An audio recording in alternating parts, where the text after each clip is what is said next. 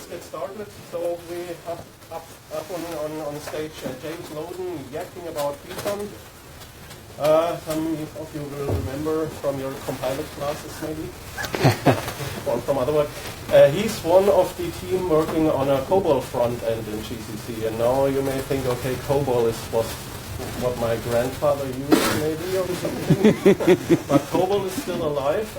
Did it have a new standard release recently? Yeah, 23. There you go. And you use it.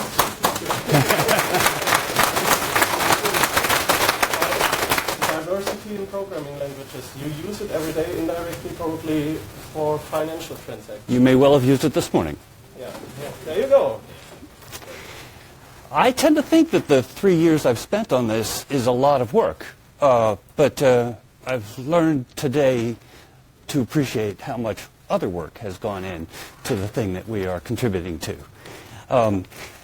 We set out some years ago we decided it's time for a real free COBOL compiler, and I proposed we should add it to GCC, and that is what led to this presentation. I'm going to talk to you about why that is a good idea, and why I had no idea what I was getting into, and what I've learned in the process. All of the large firms, I would say, in the 1970s and 80s wrote their books and records software in COBOL, and that's how we run our financial businesses everywhere in the world yet now. The chances are that your ATM transaction yesterday went through a COBOL program that was written in 1980 or so. There are estimated to be billions of lines in use still today, and there was a period some years ago in the 90s when some COBOL applications, for example, were moved to Java because that was the new thing. Those were the easy programs. The hard ones are one massive spaghetti that you don't even want to know what it looks like. And the only way you can move it to a new system is by taking that source code and making it run on a different computer. You're never going to re-engineer it. If it were, I wouldn't be here. The banks or any of these institutions spend a fortune running their proprietary systems on emulations provided by vendors for machines they haven't made for decades. That costs a lot of money. I just want 10% of that money.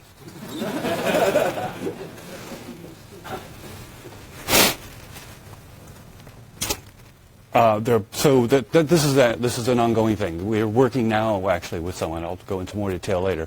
That this idea is you just take the code as you find it, however it may be, you compile it, and you run it to a different machine. So we are targeting, we're targeting ISO as a standard, because you have to go somewhere, plus whatever additions are needed by some particular house to build what they need for their purposes. It's so old, Bacchus and Hour hadn't started yet. So, yes, we have a grammar. No, it was not defined for anything like an LALR machine. It is an all-encompassing thing, but there is no place to go to get a library, a standard library. When COBOL was defined originally, there were no functions, there was no recursion, there were no local variables. Your program had stuff, it worked on it, and it produced things. It's also a gigantic language because it takes all of the problems that you have as an application programmer and puts it in the compiler. So if you want to convert something, there's no printf string. You just move your variable from one thing to another. That's a compiler's job. It's very fast because if you aren't doing anything in particular to check for, say, runtime errors, right, like length of the variable or something, that's the default behavior because 1957, we run as quick as C at the bottom. There are other features that can slow it down, but that's to take care of things that you would like to take care of, like did I write to a place that doesn't belong to me? Somebody suggested that C++ is an easy language to compile, and I think there's reason to believe that's true. This is a big language. And that's not the biggest one. I checked GNU COBOL recently. Their sizes are about twice those numbers in terms of terminals and rules inside the grammar. And this is just one of the verbs. You don't just name the thing and pass the arguments. You say by which way you want to do it. And if something goes wrong, you have a way to capture that too. That's also handled inside the system. It's not try and catch, but it's another such exception system.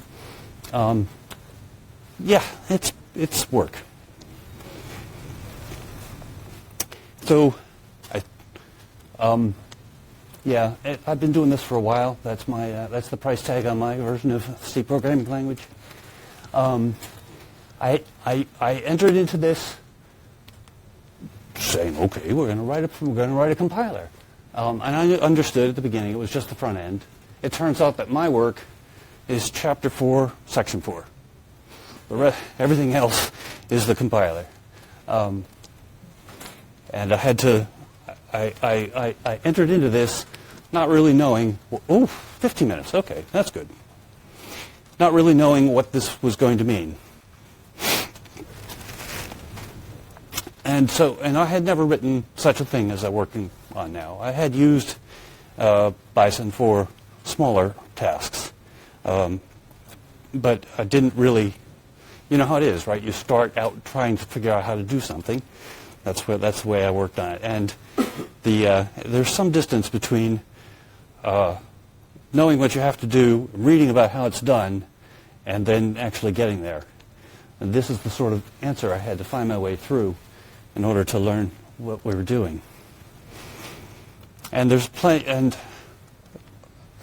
how to say this? There is no royal road, meaning to say no one will tell you how to do this. All you can do is pick up the pieces and plow through it. I recommend, as a life proposition, that you begin every problem by knowing the complete problem domain perfectly, and the tools you're going to need perfectly. That, I think you can guarantee, will lead to success. In my case, I substituted what most programmers have, which is 90% of programmers think that they're above average, so why not just do that? There's a relatively small number of people in the Bison world. Has not been easy, I don't think, as a person using that project, to find people who can help me understand how to solve the problems I'm having. So that's just a qualifier for like what's life like in the world of a guy who's writing a parser. Also, I had to learn that Bison and Flex, the lexer and the parser, it's really an odd thing in our world where you've got two projects that I don't know to what degree they talk to each other, that they communicate and cooperate. It's not evident from what I've seen that there's very much communication like that. And but they share global variables. They share functions. They talk about each other a little bit, but they don't say the same things. So that's a stumbling block that I have no idea how to solve. But I think it's a gap in the world that we work in.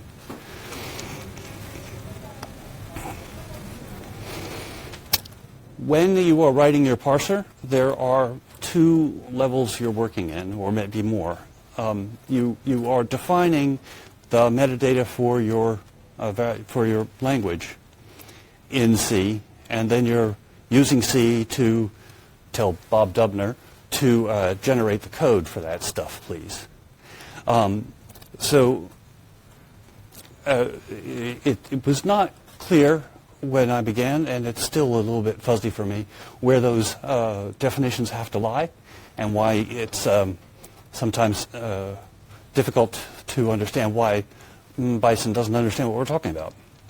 But I have found that we were able to solve almost all the problems in the COBOL grammar just using good old precedence. That is to say, you're always defining one thing in terms of another. If you are, it's a little bit like a makefile, right? You just work your way up to the left. And then what do I spend my day? My day I spend tracing. I just looking at the results. What did the machine do? We moved from state here to state there. We have this. We're looking for that. It's not there. Oh, that's the error. Okay. I also discovered that if you read these books at the beginning, they say, oh, well, we have identifiers. How do we change, how do we know, how do we distinguish a function name from a variable name? Well, in my case, the function names are all defined. They're all statements. It's call. It's read. It's inspect. So I don't have I know the names, and I know all my variable names because COBOL has 4 sections, and one of them is the data section, and that's where you put your variable names. So those are all. So I didn't have the problem of here's a string. I'll pass that off to the parser and let him figure out. Like I could separate them out and have different kinds of tokens for different individual pieces, and there's magic in that. That's what you want to do. The more types you got, the less you're going to have to worry. Bison itself is a complex beast. It's not clear to me who's at the helm. There are a lot of pieces being added in different ways to do different things, and they all look very interesting. I just don't know which ones I want. I learned that there were some things that were quite useful, and then not. So if you have an optional term in the grammar, and that thing, obviously can be substituted for the thing that could be there, then you can use the precedent thing to convert the empty version of it to the same precedence as the thing that would be there if it was present. That worked great. If you have a conflict and you simply say, oh, well, that rule needs higher precedence than the other one, very often that won't work. Somebody in this room might be able to tell me why, but that has been a dead end more than once. So a lot of work went into Bison counterexamples. It's something that I think someone spent a lot of time on.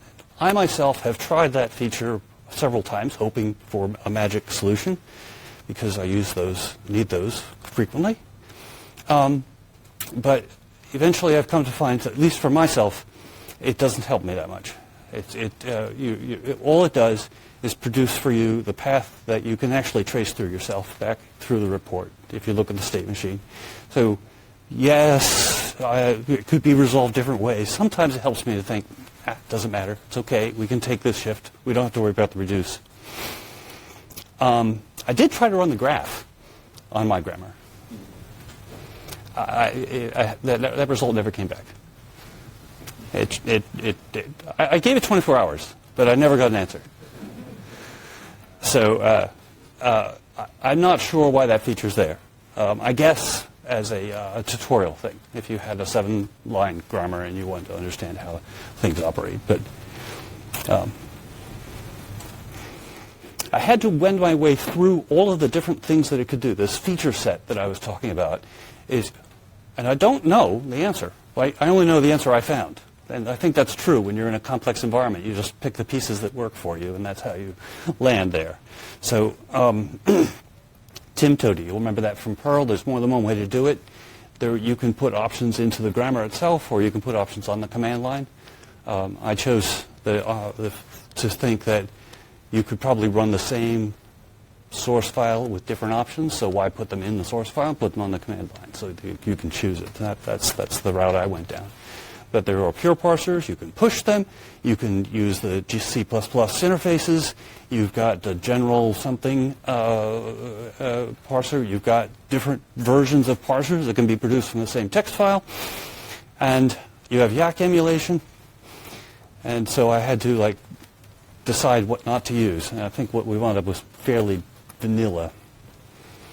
There is a really cool feature, though, of the way they've separated out the pieces of C code that have to go into the grammar. And they don't do a great job, if you ask me, of describing how that works. But these things of separating out what the early part of the metadata needs in order to describe the data, as versus the way we're going to generate the code, that requires and provides is very, very useful. And locations, you can't write a debugger if you don't have the locations. So I would recommend, if perhaps I'll send this to the Bison folks, that you separate out your code that's going to, the pieces that you need, into different files, and use those brackets to tell Bison where they belong. It's really handy, actually, if you got enough C code in your YAC file to put it into some include somewhere, because your editor will make you a lot happier. If you use these two, if you've got a printer type for every semantic type in your union, then you get nice outputs like this. And there ought to be a rule that says, or there even ought to be a warning that says, hey, you defined a type. Where's the string for it? How come I can't see what this looks like? You're going to want it. And so what you see here is a reduction for the varying part of the perform of one of the 4 types of loops.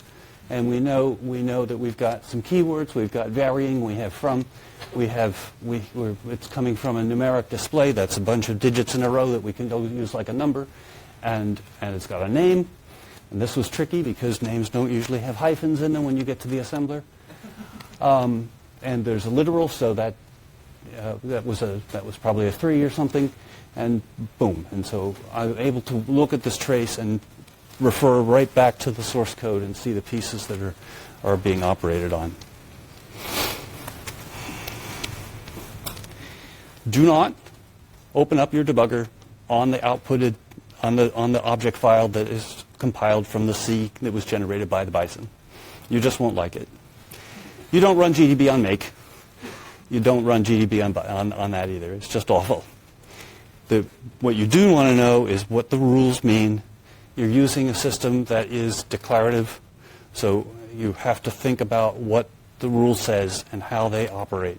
That's the way you get to the answer. And I think I'm just about done, except to ask you to help me solve my problem. What you see here is what you would like to write in a lot of languages, right? The second thing is much more easily typed as the first thing, but it ain't easily parsed. I'm on version 8 of my test for that one, because when you get to C, you don't know if C belongs to B, means it's relating back to A, or whether C is going to be followed by a relational operator and be just an ordinary expansion. So you hit that spot and you think, what I need is LAR2, but I don't have it. So, but maybe there's someone here who does know. So that's why I'm here. And I'm done. Thank you very much for your time.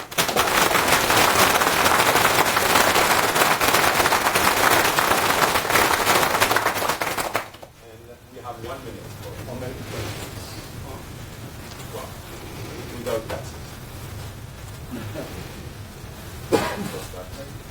This language was created before VNF. While it was designed to have a handwritten parsing for data, but what can I do? So why not write a handwritten parser? I'm glad you asked that question. The man asked, why didn't I write a handwritten parser? And the reason is because Bison has saved my bacon. I don't know how to do that. I do know this. Many times. Every week, not every day, but every week, the Bison output tells me I have an ambiguity in the grammar. That can't be parsed. It finds the mistakes that I would be putting in freely if I was writing it by hand.